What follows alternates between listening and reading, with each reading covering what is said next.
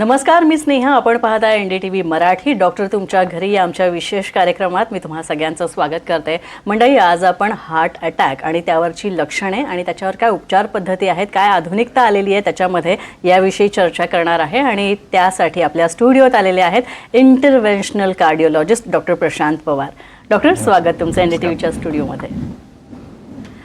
डॉक्टरांशी चर्चा करणार आहोत, मात्र त्यातही त्यांचा अल्प परिचय करून देतं. डॉक्टर प्रशांत पवार हे नवी मुंबई इथले सुप्रसिद्ध हृदयरोग तज्ज्ञ आहेत आणि त्यांना या क्षेत्रातल्या गेल्या 10 वर्षांहून अधिकचा अनुभव आहे. त्यांनी 2014मध्ये नॅटबोर्ड नवी दिल्ली इथून DNB कार्डिओलॉजिस्ट पूर्ण केलेले आहे आणि त्यानंतर डॉक्टर प्रशांत पवार हे नवी मुंबई इथे कार्यरत राहिलेले आहेत आणि तिथं डॉक्टर पवार हेल्थ केअर सेंटरमध्ये ते प्रॅक्टिस करतात. अनेक रुग्ण त्यांच्या डोळ्याखालून जातात आणि या रुग्णांना उत्तम उपचार आणि सेवा देणं हे त्यांचं परम कर्तव्य ते समजतात. तसंच ते फोर्टिस हिरानंदानी हॉस्पिटल वाशी येथे प्रॅक्टिस करतात आणि तिथे ते सल्लागार डॉक्टरसुद्धा आहेत.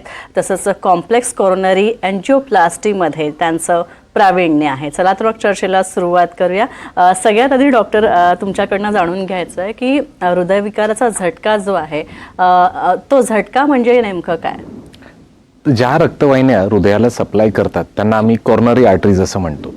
तर ह्या रक्तवाहिन्यांमध्ये जर काही कारणामुळे समजा काही ब्लॉकेजेस निर्माण होतात, बऱ्याच वेळा हे ब्लॉकेजेस असतात कोलेस्ट्रॉल म्हणजे फॅटचे, पण कालांतराने मग त्याच्यात काही प्लेटलेटच्या पेशी साठतात आणि त्याला प्लेटलेट प्लग होतो. आणि अशामुळे रक्तपुरवठा न मिळाल्यामुळे ज्या हृदयाच्या पेशी आहेत त्यांना ऑक्सिजन सप्लाय आणि ब्लड सप्लाय कमी जातो आणि त्यामुळे हृदयाचं पंपिंग कमी होत जातं आणि त्याच्यामुळे अटॅक येतो. तर मेन कारण आहे की ब्लड क्लॉट होणं आणि तिथे कोलेस्ट्रॉलचा ब्लॉक होणं. अच्छा, पण आता कारणं तुम्ही एक सांगितली आहेत, ही पण अजूनही काही मुख्य कारणं आहेत का? आणि मुळात ओळखायचं कसं? कारण जेव्हा आपल्याला झटका येणार असतो किंवा अटॅक येणार आहे त्याच्या आधी काही दिवस, काही महिने किंवा वर्ष म्हणा, आपल्याला आपलं शरीर काही संकेत देत असतं. तर मग ते संकेत ओळखायचे कसे आणि ते संकेत काय असतात? तर पहिला जो तुम्ही प्रश्न विचारला म्हणजे कारणं, तर ह्यात कारणं आम्ही अशी डिवाइड करतो की नॉन मॉडिफायबल रिस्क फॅक्टर आणि modifiable risk factor. Non modifiable risk factor म्हणजे जी आपल्या हातात नाही आहेत. तर जसं वय वाढत जातं तशा रक्तवाहिन्या बऱ्याच वेळा कडक होत जातात, त्यात कॅल्शियम कोलेस्ट्रॉल जमा होत जातं आणि त्याच्यामुळे ब्लॉकेजेस होतात. दुसरं आहे अनुवंशिकता. बऱ्याच वेळा आई वडिलांना जर हृदयाचे काही आजार असतात तर नेक्स्ट जनरेशनला, पुढच्या पिढीला 10 ते 15 वर्ष अगोदर हे हार्ट अटॅकचे प्रमाण येतात. मॉडिफायबल रिस्क फॅक्टर जे आपल्या हातात आहेत, तर आज आपला शो जो आहे तो mostly is on how to prevent it, तर प्रिव्हेंशनच्या मागे. तर मेन म्हणजे राहतं की बऱ्याच वेळा सिडेंटरी लाईफस्टाईल, जी जीवनशैली आपली आहे ती फारच स्थूलपणा वाढत चाललेला आहे, व्यायाम कमी होणं. दुसरा आहे स्ट्रेस फॅक्टर फार वाढलेला आहे. स्लीप इज इनॲडिक्वेट, झोप फारच डिस्टर्ब राहते स्क्रीन टाईममुळे. आणि ॲडिक्शन, अल्कोहोल आणि स्मोकिंगचं प्रमाण वाढलेलं आहे. तर हे मॉडिफायबल रिस्क फॅक्टर्स आहेत ज्याच्यामुळे हे त्रास होतो. आणि मेन म्हणजे डायबिटीज, ब्लड प्रेशर आणि कोलेस्ट्रॉल हे मोठं कारण आहे. आणि आता स्थूलता, obesity is a main risk factor for this heart problems. आणि तुम्ही म्हणाला लक्षणं कशी ओळखायची, तर लक्षणं म्हणजे मेन लक्षण असतं की हृदयात दुखणं. तर बऱ्याच वेळा तुम्ही मूवीजमध्ये बघितलं असाल की म्हणजे हिरो किंवा हिरोईन त्यांच्या लेफ्ट साईडच्या हात पकडून दाखवतं की हार्ट अटॅक, पण अस्तित्वात असं काही नसतं बघा. हार्ट अटॅकचं जे पेन असतं ते पूर्ण छातीभर दुखतं. Worst pain of life time, म्हणजे आयुष्यात असं कधी दुखलेलं नसतं, अशा प्रकारचं दुखणं असतं. दुसरं आहे की काहीतरी प्रेसिपिटेटिंग कॉज असतो, म्हणजे काही एक्झर्शन करणं किंवा कुठे इमोशनल आउटबर्स्ट होणं, त्याच्यामध्ये हा पेन चालू होतं. रेडिएटिंग पेन असतं, लेफ्ट आर्म, फोरआर्म आम्ही म्हणतो, किंवा काही लोकांना जबड्याला दुखतं, काहींना घशात दुखून येतं, दरदरून घाम सुटतो, दम लागतो, हृदयाचे ठोके वाढतात. तर ही लक्षणं आहेत ज्याच्यात हार्ट अटॅक होणार आहे किंवा झालेला आहे हे आपल्याला कळतं. अच्छा, पण डॉक्टर, कधी कधी असं सुद्धा होतं की अगदी चमक भरते आणि कदाचित असंही होतं की कधी कधी की रुग्ण ओळखू शकत नाही. पण मग यासाठी नेमकं काय? कारण हा सगळ्यात मोठा प्रॉब्लेम आहे आणि सगळ्यात जास्त डेथ्स मला वाटतं यामुळेच होतात. अगदी बरोबर आहे. तर बऱ्याच वेळा हे जे मी टिपिकल सिम्पटम्स सांगितले, दुखणं, दम लागणं, असे रेडिएटिंग पेन, हे फार कमी लोकांमध्ये असतात. बऱ्याच वेळा काही लोकांना सायलेंट हार्ट अटॅक आपण म्हणतो, जेणेकरून हे असे क्लासिकल सिम्पटम्स होत नाही. आणि मोस्ट जो पॉप्युलेशन असतो तो डायबिटिक लोकांमुळे असतो. तर शुगरमुळे काय असतं, ज्या शिरा, ज्या नसा हे संवेदन कॅरी करतात त्यांना आघात झालेला असतो, त्याच्यामुळे क्लासिकल चेस्ट पेन होत नसतं, पण कुठेतरी दम लागणं, कुठेतरी घाम येणं किंवा जबड्यात फक्त दुखणं हे असे मायनर सटल साईन्स असतात जे ओळखणं गरजेचं असतं. अशावेळी पटकन हॉस्पिटलला जाऊन ECG इको करणं गरजेचं आहे आणि ट्रोपोनिन नावाची ब्लड टेस्ट करणं गरजेचं आहे. अच्छा अच्छा अच्छा. आणि सगळ्यात महत्त्वाचं म्हणजे एखाद्याला जेव्हा हा झटका येतो, अटॅक येतो, तेव्हा त्याचं काही ड्युरेशन असतं का? किंवा जो आपण म्हणतो की हा क्रिटिकल काळ आहे आणि या काळात समजा जर आपल्याला त्या रुग्णाला उपचार मिळाले तर कदाचित तो वाचू शकतो. अगदी महत्वाचा हा पॉइंट आहे की मेन म्हणजे त्याला आम्ही म्हणतो गोल्डन आवर. तर जेव्हा हार्ट अटॅक येतं, जेव्हा आपल्याला दुखायला लागतं म्हणजे हृदयविकाराच्या पेशंटना, तर पहिला तास फार इम्पॉर्टंट असतो, क्रिटिकल आवर असतो तो गोल्डन आवर. जर त्यावेळेत तुम्ही अशाच हॉस्पिटलला जाता जिथे ह्या सगळ्या गोष्टींची फॅसिलिटी आहे ट्रीटमेंटची, ज्याला आम्ही अँजिओप्लास्टी म्हणतो इमर्जन्सीमध्ये, तर त्यामुळे ती रक्तवाहिनी जर वेळेत जर आपण ओपन केली तर हृदयाच्या पेशींचं फंक्शन आपण प्रिझर्व करू शकतो, ज्याने पंपिंग कॅपॅसिटी त्यांचं पूर्ववत नॉर्मलला होतं. तर गोल्डन हावर ही फार महत्वाचं आहे, पहिला तास दुखल्यापासून. अच्छा, आणखी एक महत्त्वाचं की तुम्ही म्हणालात की हा गोल्डन आवर महत्त्वाचा असतो, पण बऱ्याचदा ना तो वेळ गाठणं शक्य होत नाही आणि मग पुढे डॉक्टरांसाठी सुद्धा परिस्थिती जी आहे ती क्रिटिकल होऊन बसते. तर त्याविषयी काही सांगाल? तर बरेच पेशंट्स आपले मुंबईत म्हणजे पेरिफेरी काय, अगदी मी तर म्हणेन मुंबईत पण आपल्या वेगळे प्रॉब्लेम्स आहेत. जे पेरिफेरीमध्ये असतात की ते हॉस्पिटल डॉक्टर्स अवेलेबल नसतात. मुंबईच्या ठिकाणी ट्रॅफिक एवढी असते की बऱ्याच वेळा पेशंटला जरी वाटत असेल तरी त्या ट्रॅफिकमधून त्या हॉस्पिटलला पोहोचणं बऱ्याच वेळा तास 2 तास वाया जातात. तर अशा वेळी आपल्याला, आपण ज्या लोकॅलिटीमध्ये राहतो जवळपासची कुठली हॉस्पिटल जिथे ही अद्ययावत टेक्निक अवेलेबल आहे 24 तास ती माहीत पाहिजे, जेणेकरून अशा वेळी फार दूरच्या हॉस्पिटलला जाण्यापेक्षा जिथे जवळचं हॉस्पिटल आहे, जिथे या गोष्टी 24 तास अवेलेबल आहेत, त्याला आम्ही पामी म्हणतो, primary angioplasty in myocardial infarction, की तासाभरात म्हणजे पेशंट आल्या जर आपण पटकन ती रक्तवाहिनी ओपन केली तर त्याचा फायदा पेशंटला जास्त प्रमाणात होतो. अच्छा, आणखी एक महत्त्वाचं, आता हृदयविकाराचा झटका कसा येतो त्याची कारणं लक्षणं तर तुम्ही सांगितलेत, पण आता महत्त्वाचं याच्यापासून वाचायचं आहे, तर आपण खरंच ते शक्य आहे का वाचणं? कसं आहे, बऱ्याच वेळा ह्या गोष्टी आहेत ना, ह्या टिप ऑफ द आईसबर्ग असतात. जेव्हा हृदयविकार होतो तोपर्यंत बऱ्याच गोष्टी झालेल्या असतात. तर काही गोष्टी आपण वॉर्निंग साईन्स येत असतात ज्याच्याकडे आपण दुर्लक्ष करतो. जसं मी म्हणालो की चालताना दम लागणं, किंवा बऱ्याच वेळा असं होतं जिने चढताना आपल्याला दम लागतो म्हणून आपण जिने नोईंग अननोईंगली अवॉइड करतो, आपण लिफ्टने जातो. तर काही गोष्टी आपण अवॉइड करू शकतो.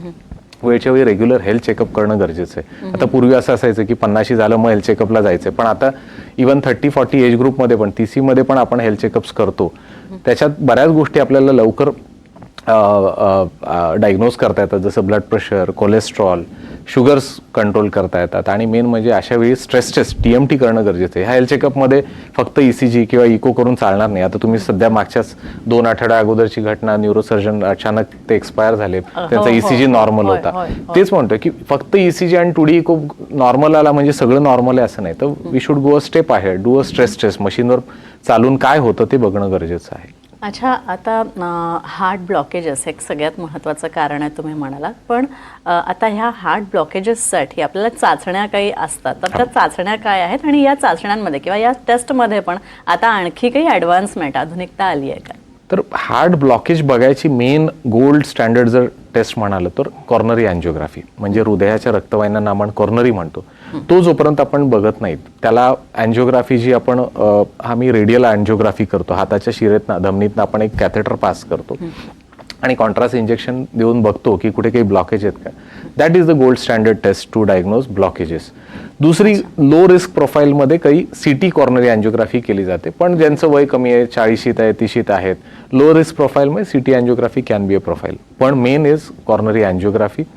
काही नॉन इन्व्हेजिव्ह टेस्ट म्हणजे डोबिटामिन स्ट्रेस टेस्ट किंवा स्ट्रेस थॅलियम, हे असे परफ्युजन स्कॅन अवेलेबल आहेत आपल्या देशात, ज्याच्यात आपल्याला ब्लॉकेजेसचं हे आयडिया येऊ शकते. अच्छा, आता एक महत्त्वाचं की आपण आता उपचारांकडे येऊया, तर उपचारांमध्ये काय काय पर्याय आहेत? तर उपचारांमध्ये पण मी म्हणेन की फर्स्ट जी बेस्ट ट्रीटमेंट जर देणार आहे झालं तर एखादी रक्तवाहिनी ब्लॉक आहे, जोपर्यंत आपण ती उघडणार नाहीये त्या पेशींना रक्तपुरवठा तेवढ्या चांगल्या प्रमाणात भेटणार नाहीये. तर बेस्ट ट्रीटमेंट पर्याय जो राहतो तो म्हणजे primary angioplasty in myocardial infarction, त्याला आम्ही शॉर्ट फॉर्म पामी म्हणतो. तर आमच्या हॉस्पिटल मी फोर्टिसमध्ये काम करतो, तिथे आमच्यामध्ये एक असं एक पामी प्रोटोकॉल आहे. आला का एक मोठा अलाराम वाजतो पामी, जेणेकरून पटकन सगळी लोक एकत्र होतात जे ह्या ट्रीटमेंटमध्ये इन्व्हॉल्ड आहेत. आणि आम्ही एक door to balloon needle time असतो, म्हणजे पेशंट एमर्जन्सी डोअरला जेव्हा येतो आणि वर बलून म्हणजे आम्ही जेव्हा रक्तवाहिनी ओपन करतो तो डोअर टू बलून टाईम आपण मेजर करतो. साधारणतः आमचा गोल असतो 20 ते 25 मिनिटं अचीव्ह करण्याचा, जेणे हृदयाचं पंपिंग शाबूत राहतं. तर best treatment is coronary angioplasty.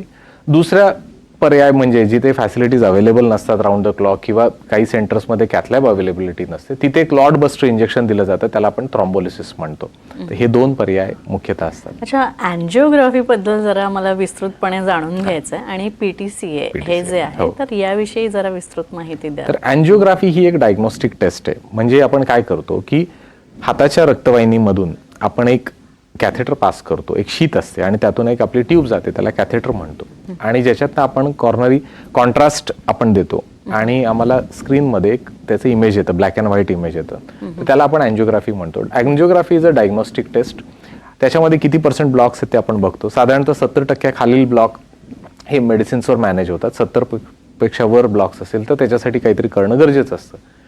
2 किंवा 3 ब्लॉकेजेस असतात तर सरळ सोपी प्रोसिजर म्हणजे अँजिओप्लास्टी राहते, पण मल्टिपल ब्लॉकेजेस जेव्हा असतात तेव्हा बायपासची गरज लागू शकते.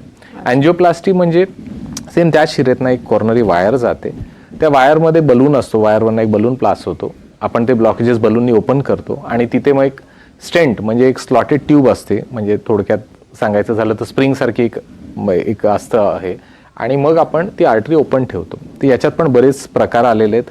सध्या जो ॲडव्हान्स आहे तो म्हणजे ड्रग कोटेड स्टेंट, जो 2nd generation newer generation drug coated stent, ज्याने ते औषध तिथे डिझॉल्व्ह होत राहतं आणि रक्तवाहिनी ओपन राहते. अच्छा, ट्रान्सफेमोरल आणि ट्रान्स रेडियल याविषयी जरा आम्हाला सांगा. तर पूर्वीच्या काळी ट्रान्सफिमोरल केलं जायचं, म्हणजे पूर्वीची अँजिओग्राफी किंवा अँजिओप्लास्टी ही पायाच्या म्हणजे जांघेतनं केली जायचे, पण त्याचे प्रॉब्लेम्स भरपूर असायचे कारण ब्लिडिंग रिस्क वाढायची. तिथे बऱ्याच वेळा रक्ताची गाठ व्हायची, हेमॅटोमा, पोटातल्या रक्तवाहिन्यांना इजा व्हायची. तर गेल्या 15 वर्षापासून आम्ही जे करत आहोत ते म्हणजे ट्रान्स रेडियल, म्हणजे हाताच्या धमनीतून, त्याला आम्ही रेडियल आर्टरी म्हणतो, किंवा ज्यांना रेडियल आर्टरी नसेल त्यांना आम्ही अल्नर आर्टरी वापरतो आणि त्यातनं आपण ट्यूब पास करून जी प्रोसेस करतो त्याला ट्रान्स रेडियल. ॲडव्हान्टेज हा आहे की ब्लिडिंग रिस्क नाहीच राहत त्याच्यात, कारण खाली बोन आहे, त्यामुळे लगेच हिमोस्टॅसिस म्हणजे तिथलं ब्लिडिंग थांबून जातं. दुसरं म्हणजे 5-10 मिनिटाची प्रोसिजर असते, 2 तास पेशंट रिकव्हरीमध्ये ऑब्झर्व होऊन आणि नंतर 2 तासांनी पेशंट घरी चालत जातो. तो डे केअर प्रोसिजर झालेली आहे. पूर्वी ट्रान्सफिमोरलमध्ये पेशंटला 1 दिवस राहायला लागायचं, 6 तास पाय सरळ ठेवायला लागायचा, ब्लिडिंग रिस्क असायची. ट्रान्स रेडियलनी सोपं झालेलं आहे सगळं पेशंटसाठी. तर पेशंट बऱ्याच वेळा हाफ डे ड्युटी करून येतात, रेडियल करून किंवा करून घरी परत ड्युटीवरही जातात. So that has become a ease with trans radial. अच्छा, कोणत्या पेशंट्ससाठी आपण या प्रोसिजर्स वापरतो? तर ज्या लोकांना समजा चालताना दम लागतो किंवा चालताना कुठेतरी दुखतं छातीत किंवा घाम येतो दरदरून किंवा जिने चढताना धाप लागते, अशा लोकांमध्ये किंवा ज्यांचं स्ट्रेस टेस्ट म्हणजे मशीनवर चालायची टेस्टमध्ये जर काही चेंजेस आलेले असेल किंवा ज्यांना ऑलरेडी ECG मध्ये हार्ट अटॅक आहे त्या लोकांना आपण ह्या टेस्ट करतो, ज्यांना आपण अँजिओग्राफी म्हणतो. म्हणजे आता आपण हार्ट पेशंट एकदा झालोय म्हटल्यावर परत रिकवर होणारच नाही, हे एक त्यांच्या मनात पक्क बसलेलं असतं. म्हणजे ही भीती काढायच्या दृष्टीने काय सांगाल? युजली हा एक फोबिया आहे आपल्या, अनफॉर्च्युनेटली आपल्या सोसायटीमध्ये हा बऱ्याच वेळा फोबिया असतो की हार्ट अटॅक झालं म्हणजे संपला, तर अर्ध आयुष्य आपलंच गेलं असं. तर पूर्वीच्या काळी ह्या गोष्टी मे बी 20-25 वर्षापूर्वी असाव्यात, पण आता एवढं तंत्रज्ञान अद्यावत झालेलं आहे की बऱ्याच वेळा आमचे पेशंट्स हार्ट अटॅक आल्यानंतर 3ऱ्या दिवशी घरी असतात, 5-6 दिवस घरी रेस्ट करून आठवड्याने ते त्यांचे म्हणजे दिनक्रम चालू करतात, काम वगैरे सुरू करतात. युजली पहिल्या आठवड्यात आम्ही हेवी एक्सरसाइज अवॉइड करतो, टॉयलेटला जोर लावणं वगैरे अवॉइड करतो, पण आठवड्यानंतर they are back to their work. त्यामुळे ती भीती तर आता राहिलेली नाहीये तशी. अच्छा, कार्डिओलॉजीमध्ये काय काय आधुनिकता आली आहे आता? तर आयुष्यात एकदा तरी प्रत्येकाने लायपोप्रोटीन ए नावाची टेस्ट करावी. दुसरी गोष्टी म्हणजे पूर्वीच्या काळी कॅल्शियम किंवा ब्लॉकेजेस मल्टिपल असतील तर फक्त बायपास केली जायची, पण आता असं आहे की निवर तंत्रज्ञान जे आलेले आहेत म्हणजे रोटा ॲब्लेशन, जे ड्रिल असतं पुढे, त्याच्याने तो कॅल्शियम काढलं जातं आपण, किंवा ऑर्बिटल ॲथेक्टॉमी, लेझर थेरपी आलेले आहेत, IVL नावाचे बलून्स आलेले आहेत, ज्याच्याने हे कॅल्शियम्स ओपन होतात आणि we can do it without bypass. Angioplasty अशा पेशंट्सनाही करता येते. तिसरं म्हणजे वाल रिप्लेसमेंट. पूर्वी वाल रिप्लेसमेंट म्हणजे कापून ओपन हार्ट सर्जरी केली जायची, आता आम्ही पायाच्या धमन्यांमधून वाल्व रिप्लेस करतो, त्याला आम्ही टावी म्हणतो.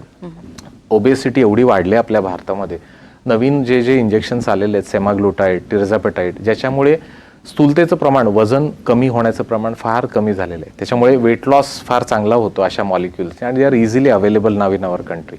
तर अशा मॉलिक्युल्समध्ये रिस्क फॅक्टर्स कमी राहतात, जेणेकरून हार्ट अटॅकचं प्रमाण कंट्रोलमध्ये राहतं. अच्छा डॉक्टर, तुम्ही म्हणालात की एक वयोवृद्धपणा किंवा वृद्धापकाळ हा सुद्धा हार्ट अटॅकला कारणीभूत असू शकतो. पण हल्ली तरुणांमध्ये विशेषतः खूप वाढलं आहे हे प्रमाण, आणि जितकं पुरुषांमध्ये आहे तेवढं स्त्रियांमध्ये सुद्धा आहे. Even I have lost one of my friend from heart attack, आणि त्याच्यामुळे खरं तर तो धक्का होता सगळ्यांसाठी आणि माझ्यासाठी. तर काय कारण असू शकतं यामागे? काय म्हणजे कारणांची कारण मीमांसा जर करायची झाली तर गेल्या 10 वर्षामध्ये यंगस्टर्स, आता ह्याच 9 वर्षात जेव्हा चालू झालंय, मी तर ह्या आठवड्यामध्ये ऑलमोस्ट 3 पेशंट बघितले जे 30-35 मध्ये आहेत. तर कारणं बरीच आहेत. त्यातलं मेन म्हणजे stress, may be work stress किंवा रिलेशनशिप स्ट्रेस, पर्सनल स्ट्रेस एवढे वाढलेले आहेत, आणि त्याच्यामुळे कंटिन्युअस हॉर्मोनल चेंजेस होत राहतात. कॉर्टिसॉल लेवल वाढलेली असते. सेकंड, ॲडिक्शन्स, स्मोकिंगचं प्रमाण, अल्कोहोलचं प्रमाण फार वाढलेलं आहे तरुणाईमध्ये, ते एक मेन कारण आहे. तिसरं म्हणजे खाणं पिणं. जीवनशैली एवढी खराब झालेली आहे, आपण ऑनलाईन प्लॅटफॉर्मवर एवढं सगळं ऑर्डर करत असतो, सगळं तेल, तूप आणि चीज, बटर, तो मेन कारण आहे. आणि लाईफस्टाईल अशी झालेली आहे की बसून सगळं स्थावर झालेलं आहे, फिजिकल ॲक्टिव्हिटी फार कमी झालेली आहे, ते एक मेन कारण आहे. Alcohol, smoking and stress are I think the main factor. And main is, कोणी बोलत नाही याच्याबद्दल, स्लीप. आपली झोप एवढी अशी कमी होत गेलेली आहे आणि डिस्टर्ब स्लीप झालेली आहे, स्पेशली स्क्रीन टाइम, झोपच गेलेली आहे. तर हे एक मेन कारण आहे ज्याच्यामुळे youngsters are facing with heart attacks. Mobile आलाय आणि त्याच्यामुळे आपण तो शरीराच्या जवळ ठेवतो, आणि त्याच्या फ्रिक्वेन्सीमुळे, त्या रेडिएशनमुळे सुद्धा आपल्याला हार्ट अटॅक येऊ शकतो. तर या सगळ्यात किती तथ्य आहे? ॲक्च्युली रेडिओ फ्रिक्वेन्सी जे असतात, जे हाय फ्रिक्वेन्सी इलेक्ट्रोमॅग्नेटिक रेडिएशन्स असतात, त्यांचा हृदयावर त्रास होतो. त्याला आपण हार्ट रेट व्हेरिएबिलिटी म्हणतो, त्याच्यावर इफेक्ट होतो, किंवा काही जीन्सवर इफेक्ट होतो. पण स्पेसिफिकली हे जे मोबाईल किंवा वायफाय डिव्हायसेस मधनं जे इलेक्ट्रो आहे, ते लो फ्रिक्वेन्सी इलेक्ट्रोमॅग्नेटिक रेडिएशन्स, त्यांचा युजली हार्टवर काही एक परिणाम होत नसतो, अजिबात नाही. हे मिथ आहे. अच्छा, आणखी एक जाता जाता काय सांगाल, आणि विशेषतः तुमच्या सेंटरविषयी जरा थोडंसं जाणून घ्यायला मला आवडेल जाता जाता. तर जाता एक आहे की काय आपण करायला पाहिजे टू प्रिव्हेंट हार्ट अटॅक्स. तर काही गोष्टी म्हणजे मी त्याला निमॉनिक म्हणेल की आय बिलीव्ह इन ABCDE. ए म्हणजे ऍक्टिव्हिटी, तर मेन म्हणजे व्यायाम होणं गरजेचं आहे. साधं वॉकिंग जरी केलं, अवॉइड लिफ्ट, स्टेअरकेस वापरा. साधारणतः 30 मिनिटं दिवसाचे 5 दिवस आठवड्यातले असे व्यायाम होणं गरजेचं आहे. बी म्हणजे बॉडी वेट कंट्रोल ठेवणं गरजेचं आहे. सो आपण प्रत्येकाने आपला BMI कॅल्क्युलेट करायला पाहिजे, तो 25च्या आत आहे का नाही बघणं गरजेचं आहे. सी म्हणजे सिझेशन ऑफ स्मोकिंग आणि कोलेस्ट्रॉल कंट्रोल ठेवणं. तर कोलेस्ट्रॉल फार महत्वाचं आहे. त्यात 2 कोलेस्ट्रॉल्स, ऍक्च्युली 5 कोलेस्ट्रॉल लिपिड प्रोफाईलमध्ये असतात. तर HDL म्हणजे हाय डेन्सिटी लायपो, तो H म्हणजे HDL शुड बी हाय, तर 50च्या वर पाहिजे. LDL म्हणजे बॅड कोलेस्ट्रॉलचं, LDL, L इज लो, तर LDL should be as low as possible. असं आहे. आणि मेन म्हणजे इज एक्झामिनेशन्स. तर दरवर्षी वार्षिक हेल्थ चेकअप्स करणं गरजेचं आहे. आणि डी इज डाएटवर फार लक्ष करणं गरजेचं आहे, ज्याच्यात तेल, तूप कमी ठेवणं गरजेचं आहे. स्पेशली कोकणामध्ये वाटण असतं आणि वर घाटावर शेंगदाणे असतात, तर आपल्याकडे आपलं सगळं म्हणजे भरभरून आपण खातो. तर मेन म्हणजे oil should be as low as possible. तेल कमी करणं गरजेचं आहे. भरड धान्य, ज्याला होल ग्रेन्स म्हणतो, प्रोटीन्स, याच्याकडे भर देणं गरजेचं आहे. पालेभाज्या यांच्यावर भर देणं गरजेचं आहे. मी वाशी आणि नवी मुंबईमध्ये प्रॅक्टिस करतो. I have a health centre in seaweed wear I practice cardiology. आणि माझं मेन मुख्य जिथे मी ऑपरेशन्स करतो हे फोर्टिस हिरानंदानी वाशी हॉस्पिटलमध्ये. तिथे आमचा हा पामी प्रोग्राम फार कार्यरत आहे, जिथे इमर्जन्सीमध्ये आम्ही असे पळत असतो. मग जसे तुम्ही पिक्चरमध्ये बघता तसाच गोष्टी होत असतात, जिथे 20-25 मिनिटात आम्हाला टार्गेट्स असतात to survive the patient, to make the patient back to normal. अच्छा डॉक्टर, तुम्ही मगाशी खरं तर एक्सरसाइजचा उल्लेख केलात, पण तुम्ही म्हणाल की चालणं सुद्धा महत्त्वाचं आहे. पण केवळ चालणं महत्त्वाचं आहे का? कारण हल्ली हार्डकोर एक्सरसाइजिंग किंवा थोडासा हेवी एक्सरसाइज करायला पाहिजे. शरीराला थोडासा भार, आता हल्ली आपल्याला खरं तर भार उचलायची सवय राहिलेली नाही, आपल्याला सगळं इझी गो हवंय. तर या हेवी एक्सरसाइज विषयी काय सांगायचं? आणि याच अनुषंगाने आणखी एक प्रश्न, आपण अशाही घटना बघितलेल्या आहेत की जिमिंग करताना अटॅक आलेला आहे आणि जीव फटकन गेलेला वाढलेला आहे, तर याबद्दल काय सांग? तर बऱ्याच वेळा असं असतं ना, जसं एक गाडी आहे, आपण गाडी चालवलीच नाहीये आणि आपण सडनली ती पळवतोय, तसं आपलं शरीर आहे. कोविडच्या आणि त्या 4-5 वर्ष कोणीच व्यायाम केलेले नव्हते आणि सडनली आता सोशल मीडिया आणि इन्फ्लुएन्सर्स एवढं कार्डिओ आणि जिम सांगतात आणि आपण जिम सबस्क्रिप्शन लावतो आणि ते ट्रेनर्स पण मग पुश करतात. तर कधी कधी आपलं हार्ट तेवढं फिट नाही एवढ्या सगळ्या एक्सरसाइजसाठी. तर माझ्या मते जेव्हा पण हे असे हेवी हाय एन्ड्युरन्स ऍक्टिव्हिटी जेव्हा तुम्ही जिम करणार असाल तर पहिले काही बेसिक टेस्ट करणं गरजेचं आहे. त्या 2D हृदयाचं सोनोग्राफी करून की खरंच हार्टचं पंपिंग नॉर्मल आहे का नाही, हालचे वाल्व्स कसे आहेत, आणि स्ट्रेस करून की whether you are fit to do the high endurance activity ते बघणं गरजेचं आहे आणि मगच असे हेवी एन्ड्युरन्स ऍक्टिव्हिटी करणं गरजेचं आहे. अच्छा, स्त्रियांमध्ये सुद्धा हार्ट अटॅकचं प्रमाण वाढलेलं आहे, तर स्त्रियांना काय सांगाल? विशेषतः कुठली काळजी स्त्रियांनी घ्यायला हवी आणि वयाच्या कोणत्या पायरीपासून? ऍक्च्युली वय आता राहिलेलंच नाहीये. पूर्वी असं असायचं की सगळं हे पोस्ट मेनोपॉझल असायचं, पण आता प्री मेनोपॉझल एवढं झालेलं आहे कॉमन की almost 35-36 people are getting pre menopausal.